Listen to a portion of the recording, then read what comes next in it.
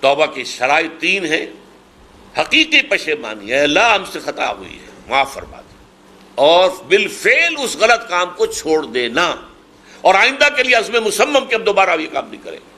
عوام توبہ کریں، جیسے حضرت یونس علیہ السلام کی قوم نے توبہ کی تھی تو عذاب ٹل گیا تھا. ایسے ہی عوامی سطح پر ایک توبہ ہو، اس کی ایک تحریک چلے.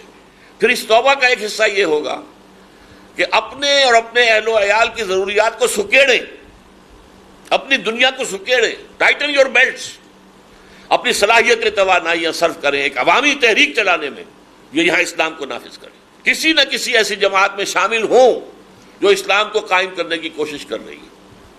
جتنی جماعتیں ہیں دیکھیے، غور کیجئے، مطالعہ کیجئے، ریسرچ کیجئے، اور اس کے بعد کسی نہ کسی جماعت میں کوئی شخص بھی اس سے محروم نہ رہ جائے کہ وہ اس ملک کے اندر اسلامی انقلاب برپا کرنے کی جدوجہد کر رہے ہیں.